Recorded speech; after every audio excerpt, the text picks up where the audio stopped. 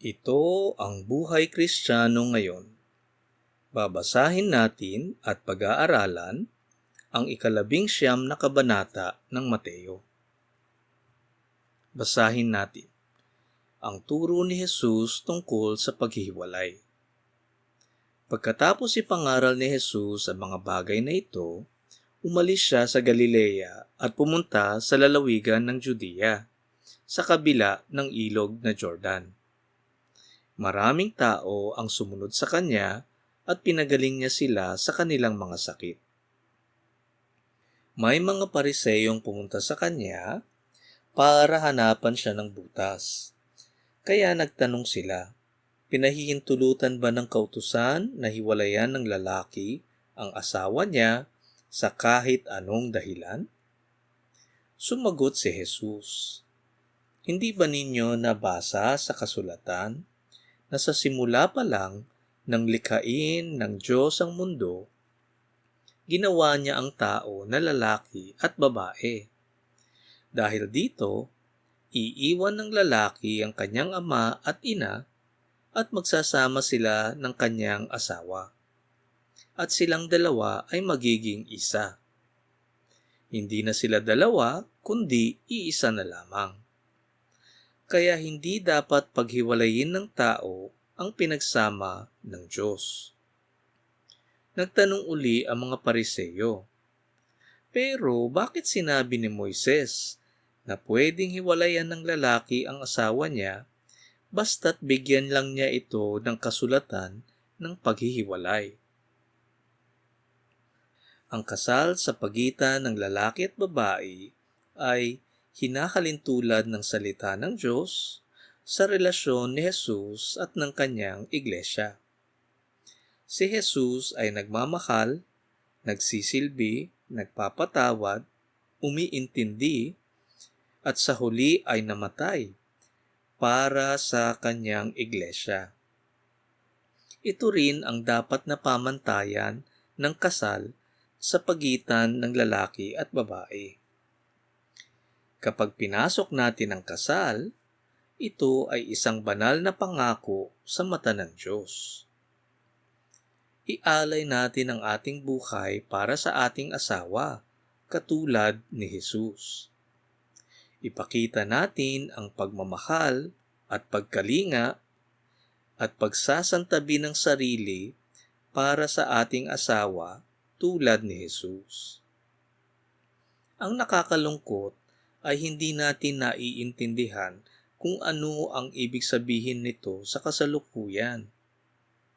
Kadalasan, ang iniisip lamang natin ay kung ano ang maibibigay sa atin o di kaya kung ano ang makukuha natin sa kasal para sa ating sarili. Nakakahiya man aminin, pero ganito ang aking naiisip kadalasan. Ang aking pagiging makasarili ay makikita sa aking pakikitungo sa aking asawa. Ikaw kapatid, kamusta naman ang pagsasama ninyong mag-asawa? Puno ba ito ng pagmamahal at pagkalinga at pagsasantabi ng sarili? Ituloy natin ang pagbabasa. Sumagot si Jesus sa kanila, ipinahintulot ito ni Moises sa inyo dahil sa katigasan ng ulo ninyo. Ngunit hindi yan ang layunin ng Diyos mula sa simula. Kaya sinasabi ko sa inyo, kung hiwalayan ng lalaki ang asawa niya sa anumang dahilan, maliban sa sexual na imoralidad, at pagkatapos ay mag-asawa ng iba, nagkasala siya ng pangangalunya. At ang nag-asawa ng babaeng hiniwalayan ay nagkasala rin ng pangangalunya.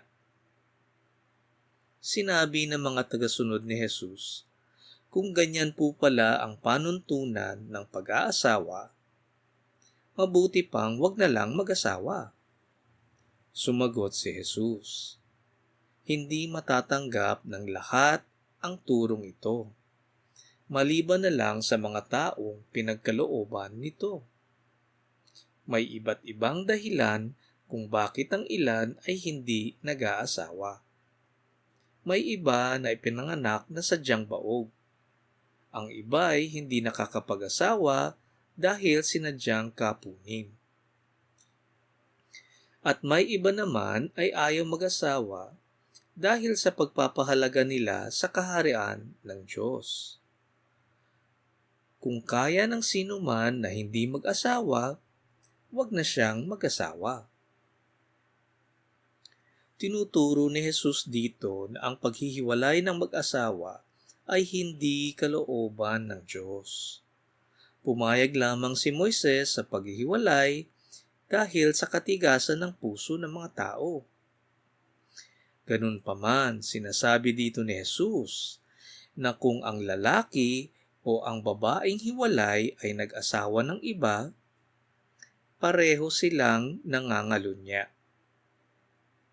Ang mundo ay nagsasabi na may mga pagkakataong tama ang paghihiwalay ng mag-asawa. Kung ang pagsasama ay may pang-aabuso, pananakit, panghahalay, pangangalunya. Hindi natin masisi ang mga taong lumabas sa kasal kung ganito ang mga nangyayari. May mga nagsasabing sundin ang nakasaad sa nakaraang kabanata na ituro ang maling nagagawa. Una sa asawa, tapos sa 2 o 3 saksi, at kung di pa rin nakikinig sa iglesia. At kung hindi pa rin nakikinig, ay dun lamang hihiwalayan ang asawa. May mga nagsasabing hiwalayan na lang ang kanyang asawa, ngunit wag lang magpapakasal muli. Kapatid, sadyang masalimuot at nakakalungkot ang ganitong sitwasyon. At hindi ko sasabihin sa inyo ang dapat ninyong gawin. Kaya naman sinabi sa nabasa natin na kung hindi kayang magbigay ng tamang pagpapahalaga sa kasal, mas mabuti nang wag na lang magpakasal. Sa ating buhay Kristiyano ngayon, buksan natin ang ating mga mata at tenga. Huwag nating tingnan kung ano ang tinatanggap ng mundo bilang tama. Alamin natin at sundin ang utos ng Diyos. Sa dulo, lahat naman tayo ay haharap sa paghuhukom at hahatulan sa lahat ng ating ginawa. Mabuti man o masama, tama man o mali.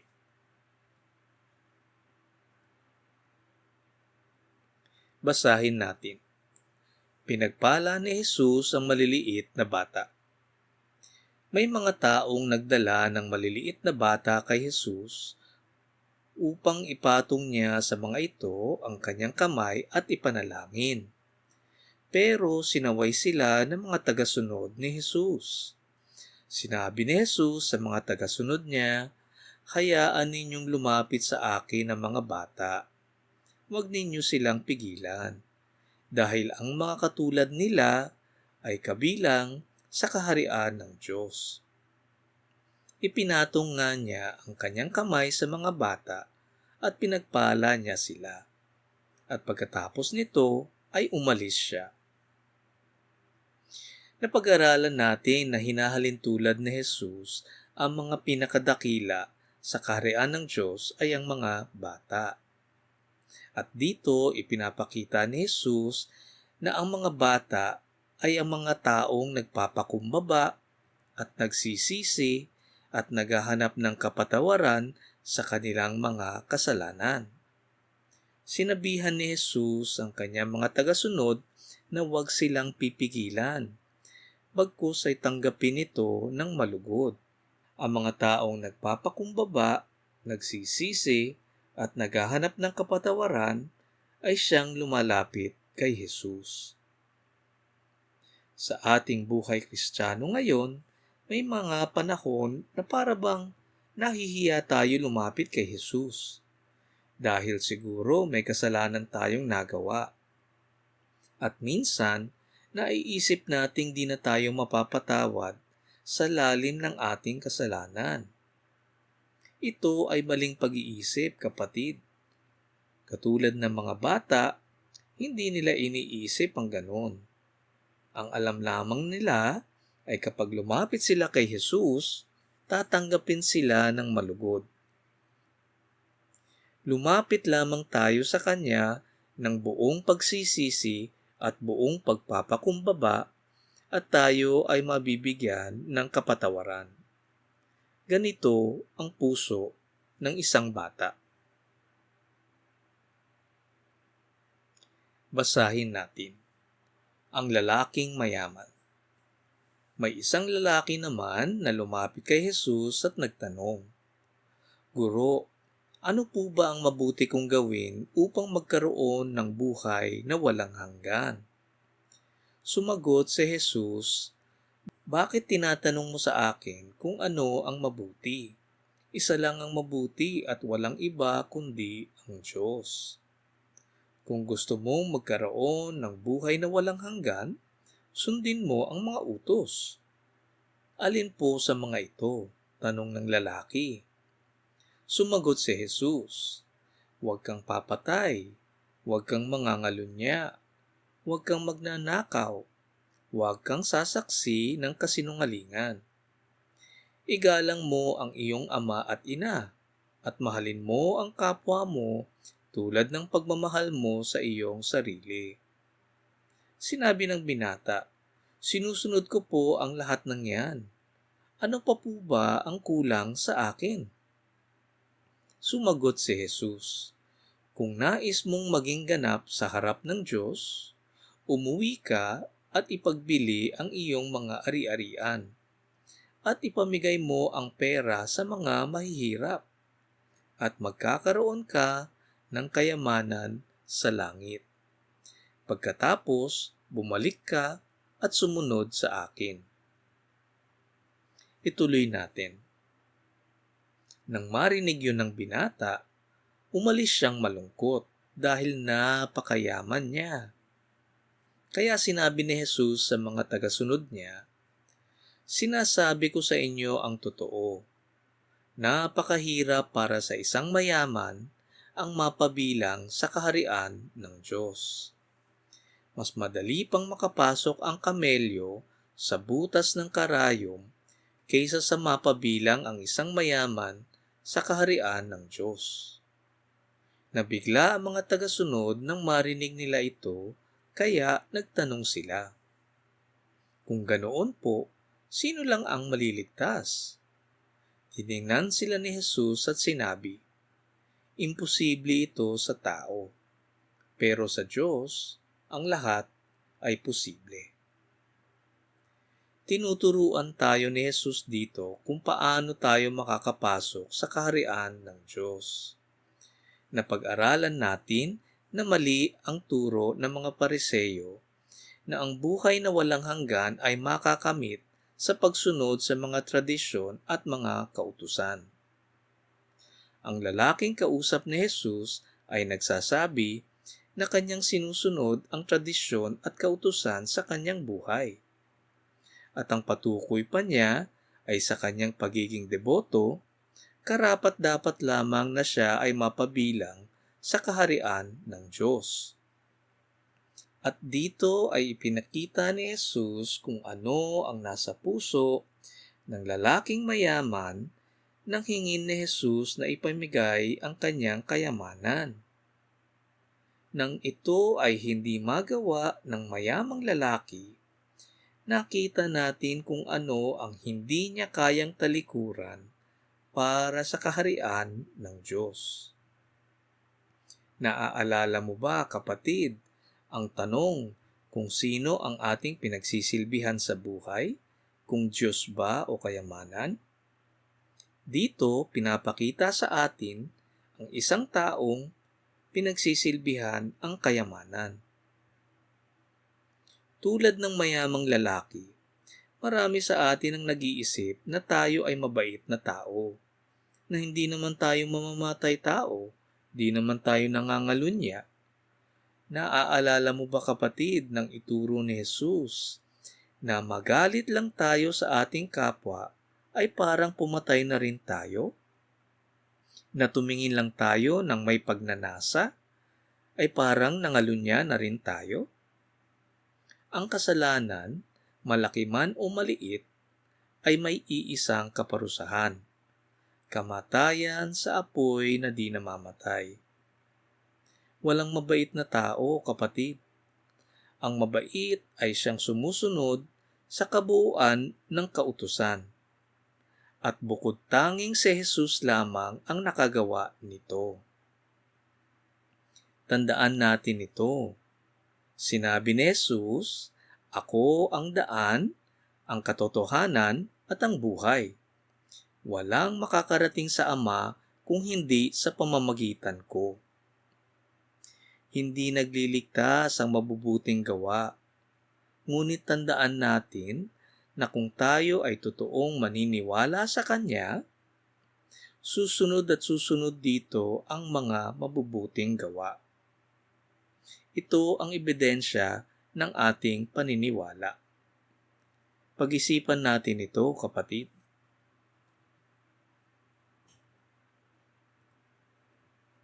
Basahin natin. Nagsalita si Pedro, "Paano naman po kami? Iniwan namin ang lahat para sumunod sa inyo. Ano po ang mapapala namin?" Sumagot si Jesus, "Sinasabi ko sa inyo ang totoo. Darating ang araw na babaguhin ng Diyos ang mundo, at ako na anak ng tao ay uupo sa aking trono. At kayong mga tagasunod ko ay uupo rin sa 12 trono upang husgahan ang 12 lahi ng Israel. At ang sino mang nag-iwan ng kanyang bahay, mga kapatid, mga magulang, mga anak, o mga lupa dahil sa akin, ay tatanggap ng mas marami pa kaysa sa kanyang iniwan. At tatanggap din siya ng buhay na walang hanggan.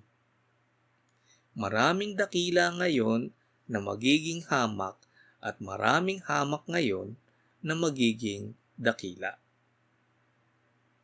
Hindi ko alam kung ano ang nag-aantay sa langit para sa mga naniniwala. At dito ay binigyan ni Jesus ng konting pagsilip sa mga mangyayari sa mga apostol sa darating na panahon. Walang nakakaalam kung ano ang itsura ng langit, kung ano ang gagawin ng mga naligtas sa langit. Dahil walang sinuman sa atin ang nakarating na sa langit. Tanging si Jesus lamang ang makakapagsabi sapagkat nanggaling siya sa langit. Ito ang mga pangako ni Jesus para sa mga apostoles. Manalangin tayo. Diyos Ama, buksan ninyo ang aming puso at isipan at tulungan mo kaming maintindihan at isabuhay ang aming napag-aralan ngayon. Nananalangin kami sa ngalan ni Jesus. Amen. Dito nagtatapos ang ating pag-aaral sa 19 na kabanata ng Mateo. Ugaliin natin ang pagbabasa ng salita ng Diyos. Nandito ang mga salitang nagbibigay ng buhay na walang hanggan. Ito ang buhay Kristiyano ngayon.